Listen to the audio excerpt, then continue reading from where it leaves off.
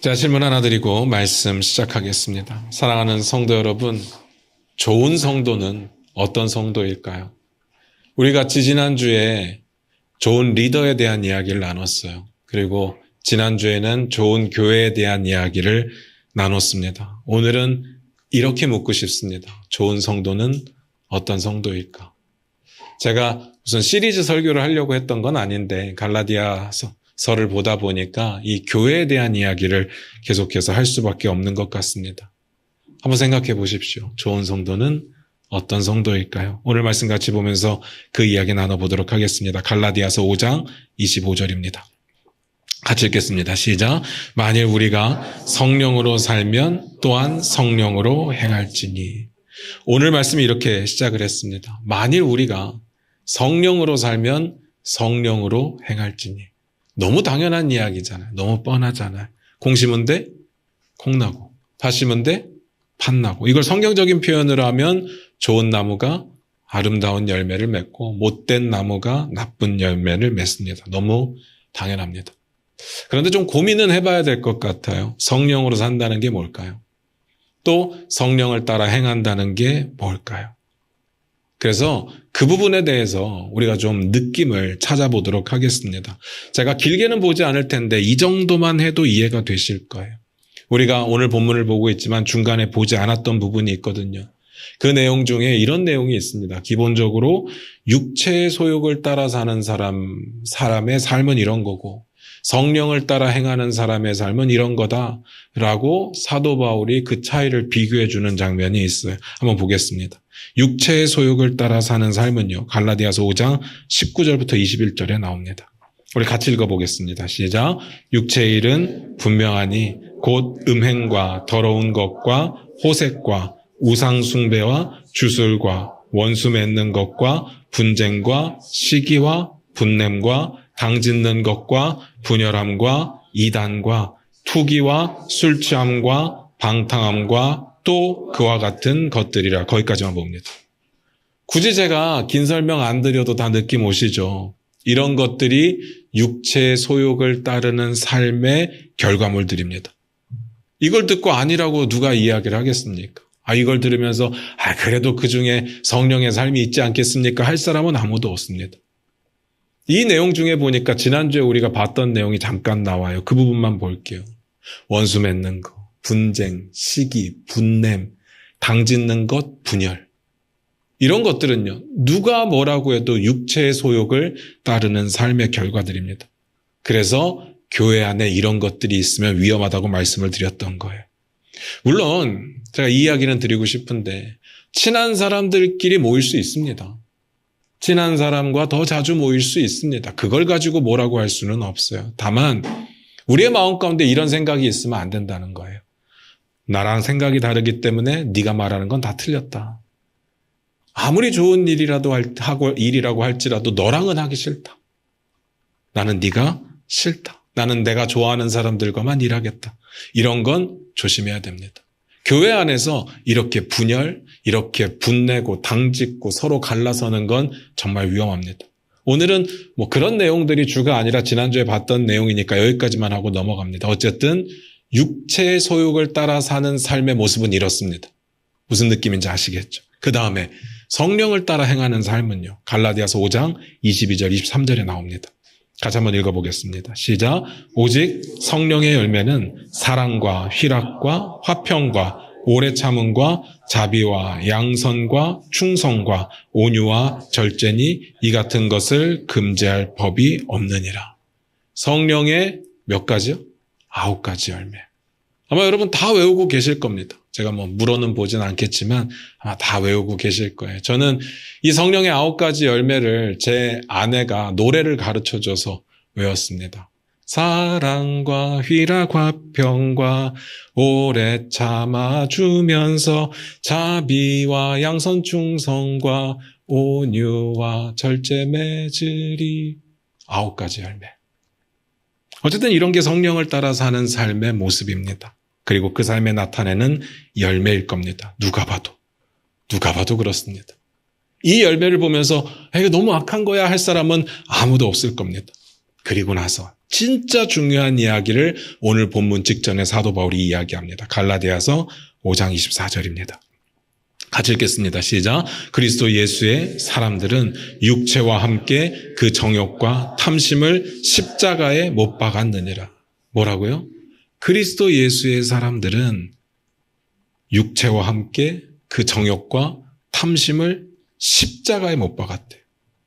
제가 자주 드린 이야기가 있습니다. 말로는 설명할 수가 없고 논리적으로 설명할 수 없는데 2000년 전에 예수님께서 십자가에 달려 죽으셨을 때 2025년을 살고 있는 우리가 그 십자가에 함께 못 박혀 죽었다라고 말씀을 드렸어요. 근데 오늘 본문을 보니까 우리가 논리적으로 설명할 수 없지만 조금 알게 되는 부분이 있는 게 그 의미가 결국은 내 죄를, 내 정욕을, 내 탐심을 예수 그리스도의 십자가에 못 박았다라는 이야기더라고요. 그렇기 때문에 예수 믿는 사람들의 삶에는요, 원수 맺는 거, 분열하는 거, 분쟁, 시기, 당짓는 이런 모습들이 나타날 수가 없는 겁니다. 이미 그런 것들은 다 예수의 십자가에 못 박았습니다. 그리고 우리의 삶에는요, 사랑과 희락과 화평과 오래 참음과 자비와 충성과 양성과 온유와 절제의 모습들이 나타나야 되는 거죠. 그래서 교회는요, 기본적으로 성령을 따라 사는 사람들의 모임이고요. 기본적으로 성령을 따라 행하는 사람들의 모임이어야 됩니다. 그러면 이런 열매들이 나타나죠. 우리가 어떤 교회가 좋은 교회냐, 이거 구별하는 거 한 개도 어렵지 않습니다. 여러분들이 어떤 교회에 가서 그 교회를 바라볼 때 육체의 소욕의 결과물들이 있으면 그 교회는 문제가 있습니다. 물론 뭐 점점 나아지고 있다면 괜찮겠지만 이런 모습들만 있다면 위험하죠. 근데 어떤 교회를 갔는데 정말 성령의 9가지의 열매의 모습이 다양하게 드러나고 있다면 그 교회는 좋은 교회입니다. 교회 뭐 사이즈 아니면 교회가 가지고 있는 인프라 아무 상관이 없습니다. 성령의 열매가 드러나는 교회가 좋은 교회죠. 간단합니다. 여기까지 이해가 되실 겁니다. 그 다음 볼게요. 갈라디아서 5장 26절입니다. 같이 읽겠습니다. 시작. 헛된 영광을 구하여 서로 노엽게 하거나 서로 투기하지 말지니라. 헛된 영광이라고 말을 합니다. 이게 뭔 말일까? 원어적인 의미로는요, 텅 빈 영화라는 뜻이거든요. 뭐 그렇게 어려운 이야기는 아니고요. 그냥 이 단어 속에 뭐 엄청난 숨겨진 신학적인 의미가 있다라는 건 아닙니다. 그런데 이 말을 좀 더 제대로 이해하려면 오늘 문맥 속에서 바라볼 필요는 있습니다. 자, 한번 생각해 보시기 바라요. 사도 바울이 갈라디아 교회 성도들에게 편지를 써서 갈라디아 교회 성도들을 책망하고 있습니다. 왜일까요? 왜 책망하는 거죠? 분명히 사도 바울이 전한 복음은요, 오직 은혜, 오직 믿음으로 구원을 얻는다는 진짜 복음이었습니다. 근데 어느 순간 시간이 지나서 보니까 할례를 받아야 구원을 받는다고 하는 다른 복음을 그들이 따르기 시작한 거예요. 그래서 사도 바울이 책망을 시작했습니다. 기억나실 겁니다. 그러면 제가 이쯤에서 좀 질문을 드려보고 싶어요. 왜 갈라디아 교회 성도들은 진짜 복음이 있는데 다른 복음을 따르게 되었을까요? 다른 복음이라고 하는 게 뭐가 그렇게 매력적이어서 도대체 어떤 부분이 그들에게 매력적으로 다가와서 진짜 복음을 버리고 다른 복음을 따르기 시작했을까라는 거죠. 단순하게 한번 생각해 보기를 원합니다. 뭐 신학적인 깊이를 가지고 고민해보고 이런 게 아니라 정말 단순하게 이 갈라디아 교회 성도들이 이방인이다가 예수를 믿고 복음을 받아들인 거잖아요. 무슨 신학적인 깊이를 가지고 고민하다가 죄를 짓고 이런 게 아닐 테니까 정말 단순하게 한번 제가 여쭤볼게요. 그 수준에서. 쉽기로 생각을 해보면요. 따지자면 바울이 전한 복음이 훨씬 쉬워요. 맞지 않습니까? 믿기만 하면 되잖아요.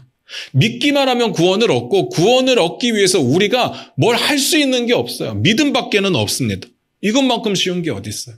그런데 유대의 거짓 교사들이 들어와서 가르친 건 할례라고 하는 행위를 받아들여야 되는 거예요.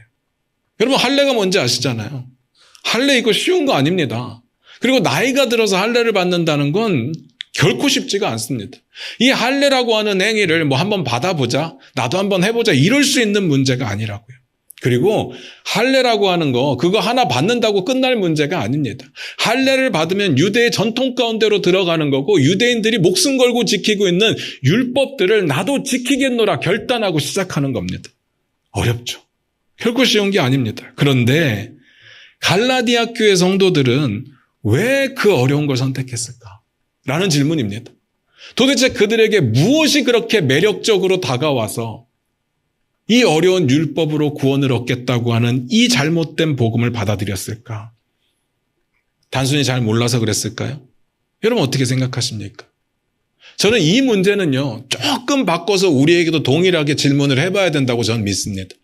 우리가 구원을 어떻게 얻습니까? 오직 은혜, 오직 믿음으로. 우리가 예수 그리스도를 믿고 내 마음의 구주로 영접하면 우리는 구원을 얻습니다. 천국에 가게 됩니다. 그런데 너무나도 안타까운 건 제가 사람들을 만나보면요, 정말 신앙생활 오래 한 사람들인데도 불구하고 천국 갈 확신이 있습니까? 라고 말하면 머뭇머뭇합니다. 주저주저합니다.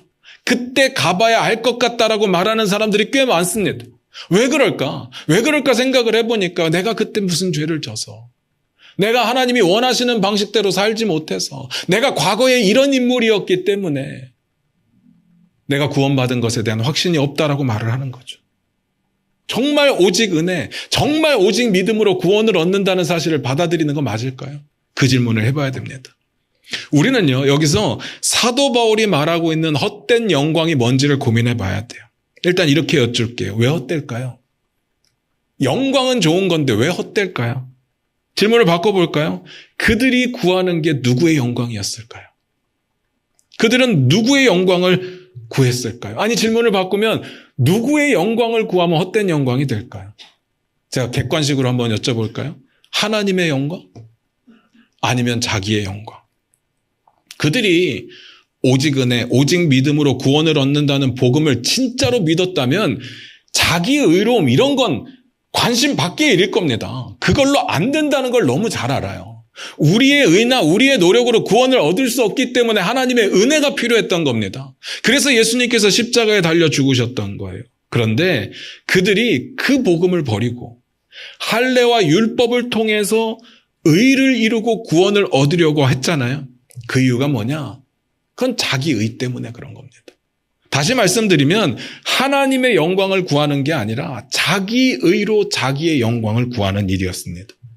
예수님께서 이 부분을요, 엄청 강조해서 미리 말씀을 하셨습니다. 마태복음 6장 2절인데 우리 화면 보시면서 같이 읽겠습니다. 같이 읽겠습니다. 시작. 그러므로 구제할 때 외식하는 자가 사람에게서 영광을 받으려고 회당과 거리에서 하는 것 같이 너희 앞에 나팔을 불지 말라. 진실로 너희에게 이르노니 그들은 자기 상을 이미 받았느니라. 성경에서 구제는요, 가난한 사람들을 돕는 것은 굉장히 선한 행위입니다. 구약의 율법을 주실 때 하나님께서 율법 마지막에 항상 붙여서 주시는 말씀이 있습니다. 여러분 다 아실 거예요. 너희들이 수확을 할 때 다 수확하지 말라라고 말씀하시잖아요. 포도나무에 열매를 거둘 때도 그냥 좀 남겨둬라. 밭에 떨어진 이삭을 주울 때도 좀 남겨둬라. 밭에 모퉁이는 좀 남겨둬라. 왜요? 고아와 과부와 객들을 위해서. 그들도 먹고 살아야 되니까. 그들이 힘든데 그들이 자기의 노력으로 먹고 살 수 없으니까 너네가 그들을 좀 불쌍히 여기고 남겨두라고 이야기를 합니다. 가난한 자들을 고민하고 고려하고 그들을 돕는 행위는 하나님이 기뻐하시는 행위가 분명합니다. 그런데 오늘 본문에 보니까요, 바리새인들이 구제를 했는데 예수님께 혼나요. 왜 혼났을까요? 그들이 구제를 하는 목적이 달랐기 때문에 그래요. 가난한 자들을 향한 하나님의 뜻이 무엇인지를 전체적으로 이해한 게 아니었습니다. 이유가 뭐라고요? 자기의 영광을 받으려고 했다고요. 성경에 우리 방금 읽었던 성경에 그렇게 기록되어 있잖아요. 사람들에게 영광을 받으려고 회당과 거리에서 마치 나팔 부는 것처럼 떠들었습니다. 사람들이 좀 봐달라고. 나 이렇게 착한 사람이야. 나 이렇게 선을 행하고 있어. 니네가 좀 알아달라고. 그들의 영광은요, 결국 그들을 위한 거였어. 하나님을 위한 게 아닙니다. 그래서 헛된 영광이죠. 우리도 고민해 봐야 됩니다. 우리가 신앙생활을 하고 교회 생활을 할 때 우리는 어떤 목적으로 하고 있는가? 정말 하나님만 영광 받으시면 되는 건지, 아니면 나도 좀 영광을 받아야 되는 건지, 내 만족도 좀 필요한 건지 고민해 봐야 되지 않을까요? 그 다음에 그 헛된 영광을 구하면서 그들이 뭐 한다고 했습니까? 갈라디아서 5장 26절입니다. 같이 읽겠습니다. 시작. 헛된 영광을 구하여 서로 노엽게 하거나 서로 투기하지 말지니라. 서로 노엽게 하거나 투기하지 말래요. 이걸 바꿔서 말씀을 드리면 그들이 그렇게 했다는 거죠. 헛된 영광을 구하면서 서로 노엽게 하고 헛된 영광을 구하면서 서로 투기했다는 이야기입니다. 사람이 자기의 영광을 받기 위해서 가장 기본적으로 하는 게 뭔지 아십니까? 사람이 신앙생활 가운데, 교회 생활 가운데 자기 만족을 누리기 위해서 가장 기본적으로 하는 게 뭔지 아실까요? 그건 비교입니다. 비교. 왜냐하면 난 완전할 수 없거든요. 하나님이 허락하신 법, 율법이라고 하는 거 완전하게 지켜서 구원을 이룰 수 있는 방법이 없습니다. 그러면 나의 만족은 어디로부터 옵니까? 내 영광은 어디로부터 오겠어요? 비교요. 난 쟤보다 잘해. 난 우리들 중에 좀 나은 축에 속해. 이러면 만족하는 거예요. 여기서 만족하는 겁니다. 비교가 없으면 만족은 불가능하죠. 많은 사람들이 신앙생활 열심히 하다가 왜 갑자기 무너지는지 아십니까? 신앙생활을 비교로 하거든요. 나보다 잘난 놈이 나타나기 전까지는 내가 잘했거든요. 그땐 열심히 해요. 근데 교회에 새로운 성도가 왔는데 너무 잘하는 거예요. 딱 보니까 막 기분이 나빠요. 아, 난 들어서 못하겠어. 쟤 보고 하라 그래. 쟤가 다 하라 그래. 잘난 애 보고 하라 그래. 이러면서 무너진다니까. 텔레비전을 보다 보면요. 요즘에는 뭐 많이 사라지기는 했는데 이런 장면들이 나와요. 너무 아픈 사람. 희귀병. 근데 가난하기까지 해요. 수술할 방법이 없고 맨날 어려운 그런 상황이 나올 때 크리스찬들은 눈물을 흘리죠.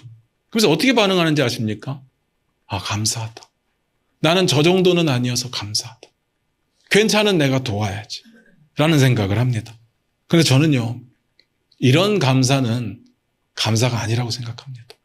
오히려 이렇게 감사하는 거 진짜 위험해요.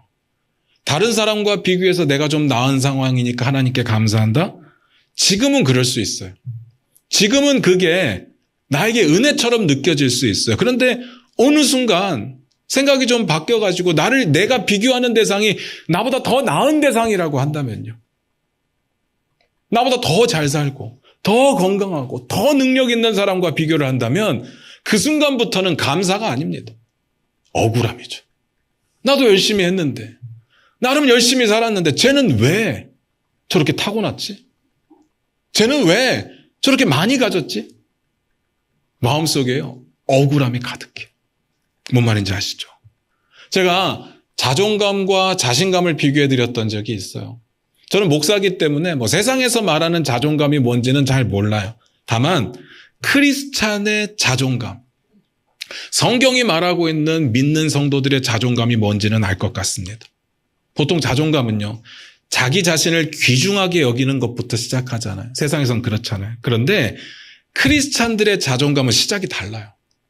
크리스찬들이 자존감을 가지고 사는 건 구조 자체가 다릅니다. 자기를 존중하는 것부터 시작하지 않습니다.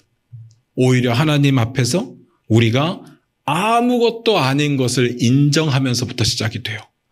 우리는 정말 가망 없는 더러운 죄인이라는 것을 스스로 인정하는 것부터 시작합니다. 완전히 다르죠. 아니, 그런 게 어떻게 자존감이에요? 라고 말하시는 분들이 계실 수 있어요. 실제로 그렇죠. 우리가 세상 사람들을 만나서 이렇게 이야기한다고 가정을 해볼게요. 나 아무것도 아니야. 난 참 쓸모없는 존재야. 나는 너무 큰 죄인이야. 이렇게 말을 하면요. 세상 사람들은 어떻게 반응할 것 같습니까? 아니야. 너 괜찮은 사람이야. 조금만 더 힘내. 너 잘할 수 있어. 잘 버텼어. 자신감을 가져. 그러지 않겠습니까? 그렇게 동정을 하고 그렇게 위로를 해준다고요. 교회 내에 이런 동정과 위로를 원하는 사람들이 꽤 많아요. 그런데 성경은요. 그렇게 말하지 않습니다. 야고보서 5장 16절인데 우리 화면 보시면서 같이 읽을게요. 같이 읽겠습니다. 시작. 그러므로 너희 죄를 서로 고백하며 병이 낫기를 위하여 서로 기도하라. 의인의 간구는 역사하는 힘이 큼이니라. 뭐라고요? 너희 죄를 서로 고백하라. 병 낫기를 위하여 서로 기도하라. 무슨 말이에요? 내가 죄인이라는 거 인정하라는 거잖아요. 너의 연약함을 인정하라는 거잖아요. 그 이야기를 하고 있는 겁니다. 그런데 왜 이게 우리의 자존감의 시작인가 하면요. 우리가 하나님 앞에서 아무것도 아닌 존재임을 인정하고 하나님 앞에 내 죄를 적나라하게 다 드러내고 나는 연약한 존재라서 하나님 없이는 살 수 없습니다라는 것을 진실하게 고백할 때 내 안에서 하나님의 역사가 시작되는 거예요. 그게 선행이 될 때 하나님의 사랑을 깨닫게 됩니다. 저는 하나님의 사랑을 기록해 놓은 수많은 성경의 구절들 가운데 로마서 5장 8절의 이야기가 가장 가슴을 울리거든요. 너희가 아직 죄인 되었을 때 하나님께서 우리를 사랑하셔서 하나밖에 없는 독생자 예수 그리스도를 십자가에 죽이시면서 그 사랑을 확증하셨다는 로마서 5장 8절의 이야기. 그런데 고민해 보세요. 그것도 내가 죄인이라는 걸 인정할 수 있는 사람들이 은혜를 받는 거예요. 내가 죄인일 때 사랑하신 게 내가 죄인이라는 게 인정이 안 되면 은혜가 안 된다고요. 그냥 하나님 좋은 분, 하나님 좋으신 분, 이 정도에서 끝난다고요. 우리의 자존감은 내가 귀해서 생기는 게 아닙니다. 하나님과 나와의 관계 가운데 하나님께서 나를 사랑하시기 때문에 나는 귀한 존재가 되는 거죠. 바꿔 말씀드리면 내 자존감은 나로부터 시작된 것이 아니고 하나님께로부터 시작되었기 때문에 내가 좀 부족해도, 내가 좀 모자라도, 내가 좀 못해도 무너지지 않죠. 원래 나부터 시작된 게 아니거든. 하나님이 나를 그래도 사랑하시니까. 그래서 시작된 겁니다. 근데 자신감은 뭐예요? 내 주변 사람들하고 비교를 해서 그들보다 좀 낫다? 그들보다 좀 잘한다? 그들보다 좀 잘생겼다? 그들보다 좀 예쁘다? 이런 걸로 우쭐하는 게 자신감이죠. 나보다 못한 사람을 보면 살짝 아래로 보는 게 자신감이죠. 근데 이 자신감과 동일한 단어가 뭔지 아십니까? 열등감이라고요. 놀랍게도 다른 무리에 들어가서요. 이전에 내가 비교했던 사람들보다 더 뛰어난 그룹에 들어가서 비교를 해보니까 나 진짜 별거 아니네요. 나 할 줄 아는 것도 없고 그들에 비하면 나는 못생기고 아무것도 아닌 거예요. 그러면요. 그 이전에 가졌던 충만했던 자신감은 온데간데 없습니다. 남과 비교해서 약하면 무너지는 겁니다. 이쯤에서 다시 본문으로 돌아갈게요. 다시 한번 읽어봅니다. 갈라디아서 5장 26절입니다. 같이 읽겠습니다. 시작.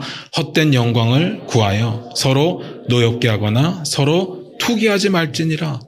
헛된 영광이 뭔지는 알았고 그걸 구하는 것으로 첫 번째 서로 노엽게 하지 말래요. 노엽게 하다. 이게 무슨 말인가 하면요. 원어적인 의미로 보면 경쟁하다라는 뜻이에요. 전혀 문제될 건 없어요. 경쟁이 꼭 나쁜 건 아니니까. 그러나 여기서의 경쟁은 순수한 의미의 경쟁은 아닙니다. 자신이 다른 사람들과 비교해서 스스로 우월하다고 생각하고 자신보다 못한 사람들을 깔보고 무시하면서 갖게 되는 어리석은 태도. 이게 경쟁하는 거고요. 이게 노엽게 하는 거예요. 할례받는 이야기를 하다 왜 여기까지 왔을까요? 사람들이 율법을 지키면서 뭘 하는가 봤더니 그것으로 자신의 죄를 돌아보고 회개하고 하나님 앞에 정결함으로 나아가고 그래서 하나님께 영광 돌리고 그럴 줄 알았는데 좀 잘 지키는 사람은 그 좀 잘 지키는 것으로 우쭐하고 좀 못 지키는 사람은 그 좀 못 지키는 것으로 주눅들어서 서로를 미워하고 서로를 비판하고 서로를 정죄하더라는 겁니다. 예수님께서 비유로 말씀하신 것 중에 이런 내용이 있어요. 두 사람이 기도하러 갑니다.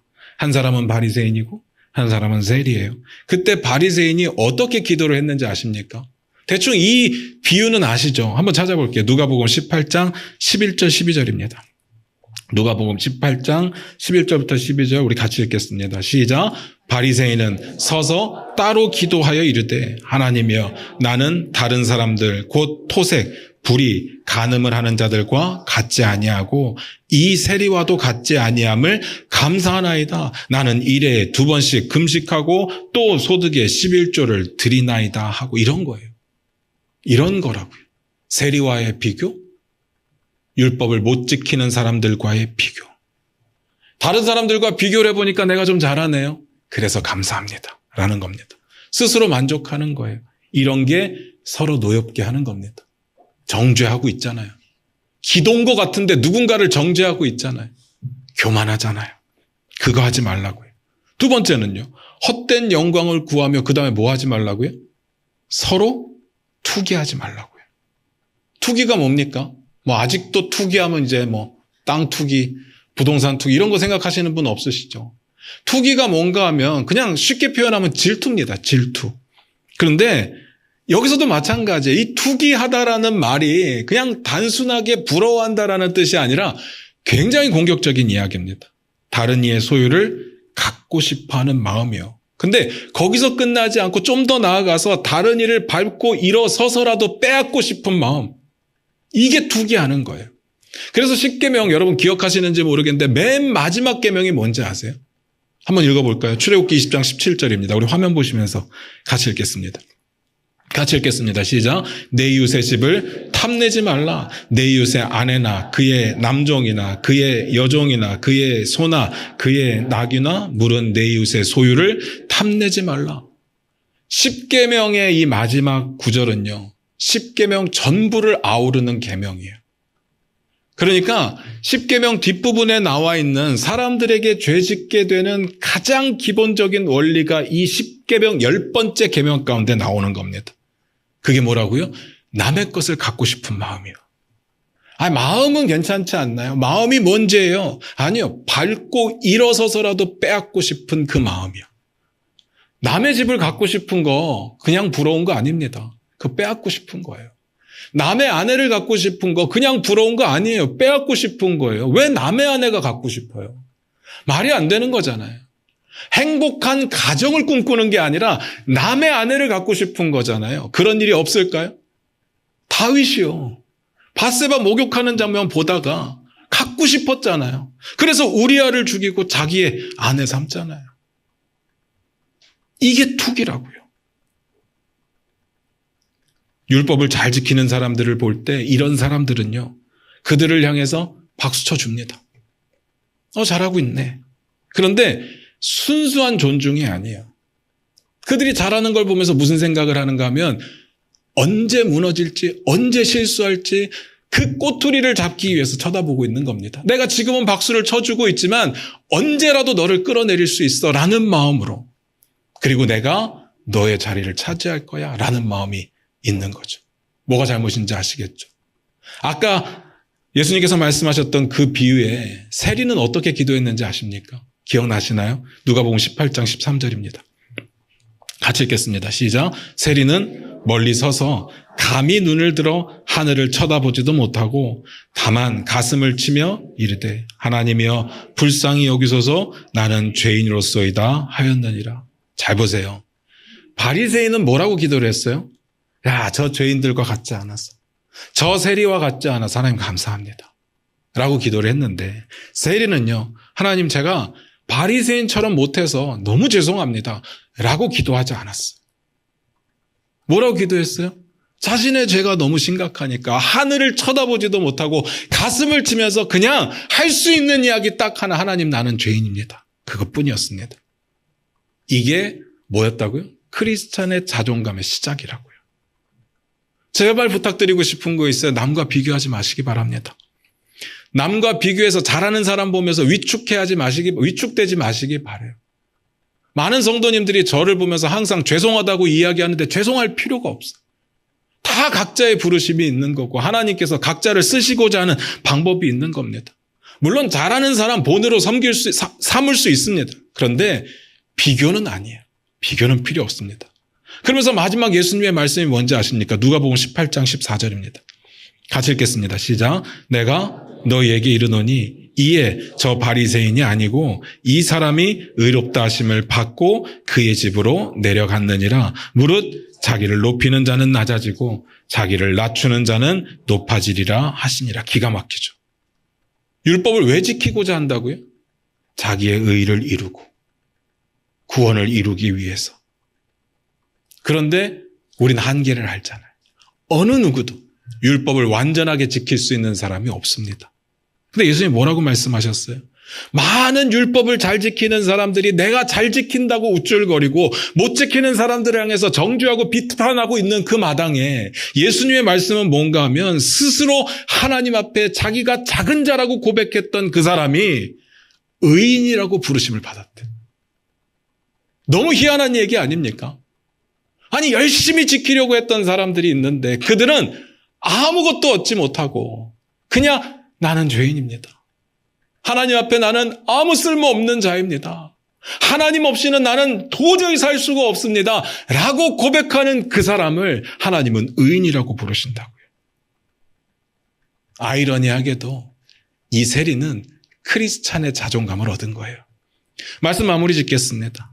교회에서 어떤 성도가 좋은 성도일까요? 저는 결론적으로 이렇게 말씀드리고 싶어요. 자기 영광을 구하지 않는 성도.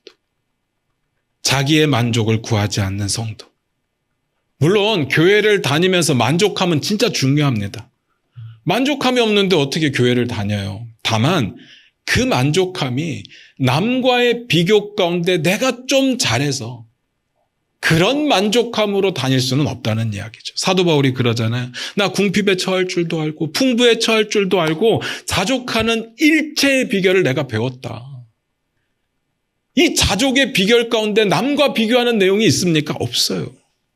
그럼 사도 바울의 비결에 자족하는 비결의 원리는 뭐예요? 첫 번째, 하나님과 나와의 관계 가운데 만족입니다.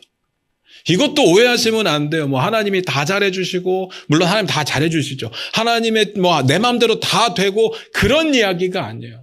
하나님과의 관계가 온전히 제대로 맺어질 때 얻는 그 만족함입니다. 왕과 백성, 주인과 종, 아버지와 아들의 관계. 하나님이 말씀하실 때 우리는 순종함으로 나타내며 하나님이 이루시는 것을 바라볼 때 그 만족함. 그걸 이야기하는 거예요. 두 번째, 인간관계 가운데 만족이 있어야 돼요. 이것도 마찬가지예요. 예수 믿으면 사이가 안 좋았던 사람들이 다 사이가 좋아지면서 나는 만족하며 신앙생활하고 있다. 이런 거 없습니다. 그럴 수가 없어요. 어떻게 그게 가능해요? 내가 예수 믿는 사람으로서 좀 더 희생하고 내가 예수님의 사랑을 경험했기 때문에 좀 더 헌신하고 남들이 어떻게 나오는지 상관없이 하나님의 사랑이 내 안에 가득 차기 때문에 그 사랑을 전하려고 할 때 하나님이 주시는 평안함과 만족함이 있는 거예요. 그 이야기를 하는 겁니다. 그렇게 할 수 있는 성도가 좋은 성도죠. 다시 말씀드려요. 남과 비교하지 않는 성도. 남을 깔아뭉개고 정죄하고 비판하지 않는 성도. 다른 사람의 것을 차지하고 싶은 그 악한 마음이 없는 성도가 좋은 성도입니다. 이건요, 직분, 이렇게 나뉘어지는 게 아니에요. 목사, 전도사, 장로, 권사, 집사, 그 다음에 성도. 그렇지 않아요. 하나님을 믿는 자들, 거룩함을 바라보며 예수님을 쫓는 자들이 다 성도예요. 성도가 좋은 성도가 되기 위해서는 하나님의 영광을 구하는 자가 되어야 된다는 이야기입니다. 마지막으로 이렇게 물을게요. 여러분 어떻습니까? 여러분 좋은 성도입니까? 여러분의 신앙생활 가운데, 교회 생활 가운데 남과 비교하지 않으면서 하나님이 주신 그 달란트와 하나님이 주신 그 사랑으로 충분히 사랑하고 섬기고 있습니까? 그러시기를 주님의 이름으로 부탁드립니다. 기도하겠습니다.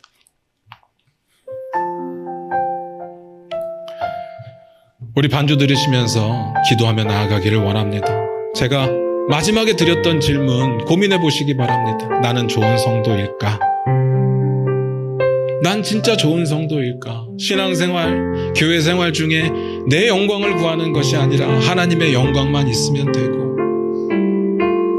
하나님이 허락하신 그 사랑이 내 안에 가득 차서 하나님이 함께하게 하신 지체를 사랑하고 섬기고 있는가? 누가 좀 실수해도 못해도 정죄하거나 판단하지 않고 내가 좀 잘해도 그것으로 교만하지 않는 나는 좋은 성도일까? 우리 이 시간 반주 들으시면서 고민하며 결단하며 나아갔으면 좋겠습니다. 기도하겠습니다.